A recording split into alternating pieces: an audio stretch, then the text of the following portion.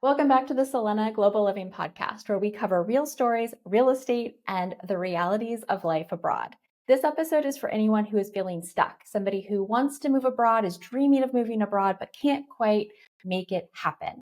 My guest today is Guillermo Salas. He is a real estate agent, among other things, who moved his businesses online and his family to Spain 4 years ago. In this episode, you'll hear why he and his family chose Madrid as their new home, how he shifted his brick and mortar real estate company online, and how he helps other people figure out how to earn money remotely from anywhere in the world. Let's dig in.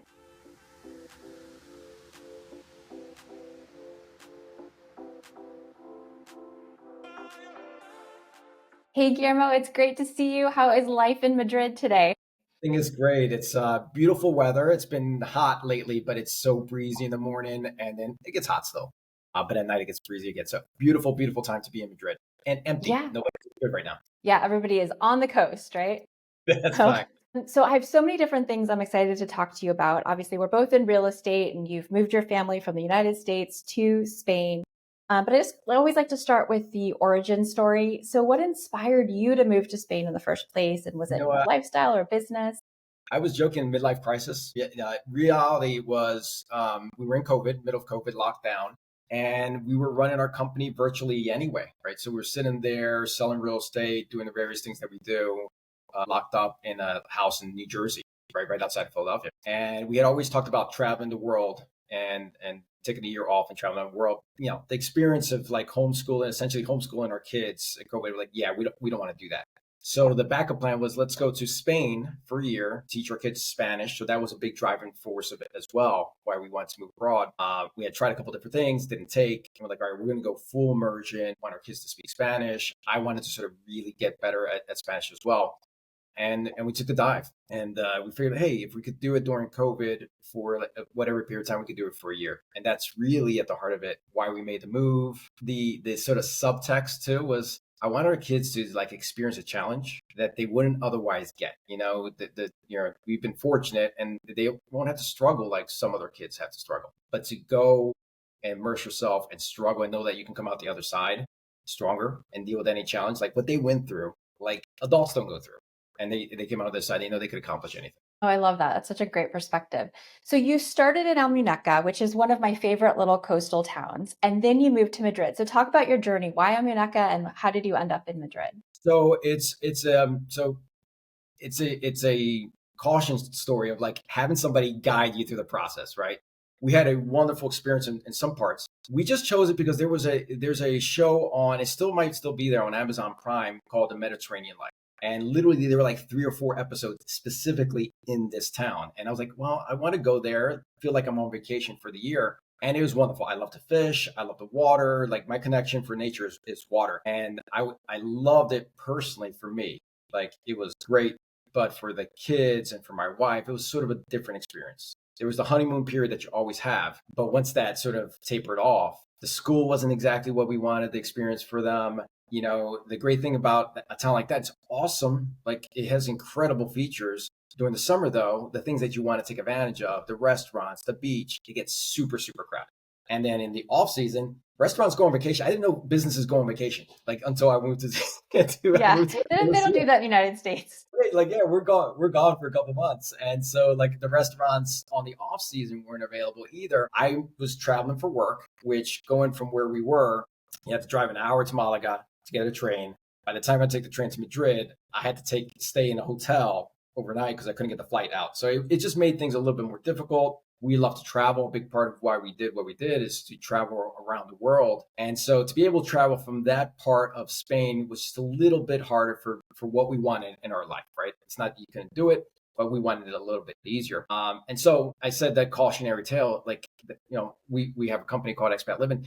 It's just helping people figure out where they want to be up front so they don't have that big, like, uh-oh. Like for me, it took a little longer, but by let's see, we moved in June. By October, my wife was like, I want to go to Madrid. I want to Didn't move. take long for her to say, I need a Didn't take bigger city. I long. need more Yeah. action. And we actually took a trip up there in January. And I was like, listen, I have too many things going on personally and professionally. Like, I can't make this move. It would be too stressful. So we nixed that, but by June of that year, full year, we had moved to Madrid. So you mentioned wanting to move to Spain for a year, but you've been here for longer than that, and it doesn't sound like you're going back. So how long have you been here, and when did you decide that, oh, we're definitely not going back to the United States? Yeah, cool. This past June was 4 years, so a little bit over 4 years we've been. Again, the original plan was 1 year. We got to the end of that year, and we knew that if we went back, the kids would not retain the Spanish. Like they just wouldn't.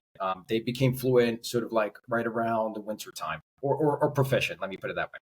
Uh, they would have lost it. So we said, hey, let's re-up for another year. There was a lot of tears and fight backlash, and reneging on the part of our kids thought we reneged a little bit. We could talk about that at some other point, but we said, hey, we're going to move for another year. We're going to move to Madrid. There were benefits that the kids wanted. Like my son, we had promised my oldest son to play football. He couldn't get federated because we didn't know what federation was, right? And so the first year he practiced with the team, but he wasn't able to play. We were able to get him federated the second year, and he was able to play. So that was sort of the thing for Madrid. So yeah, so 1 year became two, and it literally we did believe it was going to be two, and we go back. But once we got to Madrid, it just fit everything that we needed in our life at that stage of our life. The kids were thriving in a way that they weren't thriving back in the U.S. Particularly one of my kids who was getting bullied back in the States. He started thriving, growing. The kids were developing friendships in a much deeper way that they had previously. My businesses were thriving. I was spending more time with the kids. And there were challenges. For instance, I have 4 kids. My youngest is a daughter. Like we didn't know what the school system was going to be for her. And we had this incredible school that we landed on in Madrid that we were like, all right, this is the thing. This is where we should be. And sort of in the middle of that second year, we said, what's it going to look like if we just sell everything back home and just stay here? That summer, we did go back. We sold everything other than our real estate investment and our businesses. And yeah, we moved to Madrid permanently. Wow. So talk to me about life in Madrid. What are the things that you love about that lifestyle? Yeah, so for us, it's a mix of a lot of different things. We love to eat, right? So restaurants, a lot of variety in terms of restaurants. I love the cuisine in Andalusia, but after a time, like where we were in a small little town, it just was the variety wasn't what we wanted it to be. So food, culture, in terms of like museums, shopping, where we were to go to like a mall, it was a 45 minutes an hour trip one way or the other. And this was like, all right, cool. Well, we have 4 kids. They're growing out of the clothes like every 10 minutes. Like, what are the things that we wanted that?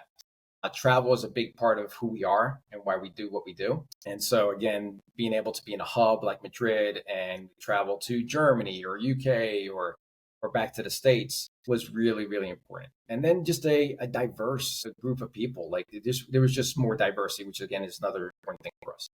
Yeah, it sounds like it. So one of the things I really wanted to touch on with you was that, you were selling real estate. I mean, your background is you're an attorney, you have a title company, you do a lot of different things. You're definitely an entrepreneur, but you had a brick and mortar, like a real estate agency in a town. Yeah. Talk to me about that mental shift going from, okay, we're local in our town and we see our clients at the local coffee shop to running that kind of a business across the pond. What did you have to go through to make that happen? Yeah, and it's funny. So one I didn't tell you is I'm also a business coach, or was sort of certified business coach. It comes down to sort of the internal conversations you're having, or the word everybody uses, mindset, right? It really was, hey, going back to the COVID, like we did this. Like I was handling it virtually. I wasn't meeting with clients face to face for an extended period of time. Service did not suffer, right? Relationships did not suffer. The reality is, in other industries, being virtual, being global, being remote is absolutely the norm. It's trending that way. It's not going back. And so that was part of me. And I can't say like it happened immediately, right? That first year was, this is going to be a temporary piece. So the conversation I had with clients and with the agents in my office, we moved over to a virtual model anyway, to EXP, which was, I think, the right thing to serve everybody where the industry is going and global economy is going. But the conversation was like, hey, we're going to do this temporary. And then I proved that it worked. And I was like, well, I don't need to go back. Like my kids, I do everything for my family. That was the most important thing. And that's like, I could have my cake and eat it too. I could have the relationship and the life for my family, but also not give up my financial and my professional goals. Yeah. So what I would tell people is like, and real estate is, you hear it, like it's a really historically a belly to belly in your face, in person relationship. I stopped counting last year. At the time I was counting 550 closings remotely, not in Spain. I'm like not selling real estate. I'm selling real estate in my home market of Philadelphia from Spain. And when I tell people, there was a lot of like, what's the word, insecurity around it initially. Like, oh my God, I don't even want anybody to know that I'm in Spain. I'll just take the call whatever hour. Once I opened up and said, hey, and just embraced it, like, hey, I'm doing this from Spain. Nobody cared, right? It was all this sort of internal conversation, like, oh my God, they're not gonna use you, they're not gonna work with you. There was not one person to this day that said, hey, you can't service my business from over there. In fact, the only transaction, the only listing I've lost was a larger price transaction where I felt compelled, again, the internal conversation, to get on a flight, fly back to Philly, and do the presentation live. It's the only one that I've lost over the 10 years. Wow. So this is, yeah, I love that you're talking about this because I think this is true in lots of different industries. So my background is as a recruiter, and I had a brick and mortar office in Beverly Hills. And when I transitioned and moved to Italy in 2009, I did the same thing. I didn't want people to know that I was overseas. I thought, that the distance would make them uncomfortable, and nobody cares. In fact, it was actually sort of a street cred thing. You're like, wow, my recruiter can handle business from anywhere. She's got it together. So it actually became a benefit and something that made me interesting versus a deterrent. And I think it is really your mindset and how you explain it and how you present it and just how you own the fact that, yeah, I work from Spain. And have confidence around it. I can't tell you how many times when I mention it, the conversation gears like, what? Tell me about Spain, right? Like, yeah, exactly. It makes you interesting. Absolutely. So it really is. And the added benefit is now I'm able to expand my business in a different way because now I'm meeting different people. I'm expanding my network. And so just rather than just being like, I had a brick and mortar in a neighborhood in Philadelphia. And now I get to work and partner with agents globally. I've got agents in Texas and Florida and Spain, and it's all over the place. And it's great relationships, and it's great for business, great for our family. Yeah. So you also coach people and this is something, as someone who helps people find their place abroad, one of the big issues is I have a job where I have to show up and I need to work. I'm not able to retire yet. How do I do this? How do I think about how I earn money? And this is something that you help people with. So talk to me about the conversations you have with people as they're trying to restructure their professional life so that they can work from anywhere. Yeah. And then just again, you're hearing the end story, but there's a path, right? There's a transition. I did have to pivot in certain things and rework some skill sets. One of them developing different marketing, social media, AI, just leaning into those things. But I am an entrepreneur at heart, and that's the key. Is like as you're making the transition, people want to live this lifestyle. People want to go to someplace else, but the how just makes them stop, right? Like, how am I going to make money? And that's one of the big ones. There's a bunch of other hows, but the how am I going to continue to make money? What I can tell you is there's a path that's been blazed by other people, right? And just follow the successful people. And that's what I love. For our company, Expat Living, it's not just helping people transition over the move, the visas, all that stuff. Yes, that's important. But once you hear it, how do you thrive, right? Because it's a different life. How do you thrive? How do you create community, but also how do you make a living? There's a lot of different ways. Whatever you are doing, whether you're working for a company, that's another piece where people come over here, work with a company, and they realize, I don't want to do that anymore, right? So there are absolutely job opportunities. If you're an entrepreneur, I've created multiple companies. So that's really where I lean into is like, hey, how do you create the thing that you're passionate about, right? Because if you're passionate about something, the money will flow. And that's really what it is. It's like, hey, let's find what your passion is, what's driving you, and then how you monetize that. Because every business is the same. Like there's you structure it the same way. You have systems. It's really finding what is your passion, who's the consumer, the avatar, the person who wants that thing, and then providing a solution. At the heart of it, business is about how do you help somebody, right? How do you help them solve what their problem is? And there's lots of different ways you can do that. And that excites me. Yeah. And I think one of the sort of the privileges of being American is it is very easy to open a business and manage a business in the United States. It's very low cost, for what do I spend a year to have a business in Florida, to have an LLC. Like it's very simple. And as an American, if you want to move abroad, you can open a business in the United States, you can earn US dollars, and then you can live someplace else and your cost of living is going to be lower. So the threshold of what you need to make is probably significantly lower than what you would need to cover in the United States. So this isn't as heavy as a lift as I think people build it up to be. Yeah. I mean, it's not arbitrage, but it's just a similar concept, right? You Yeah. are earning dollars in a higher income like market and spending in a lower cost market. Like that just seems smart to me. Yeah.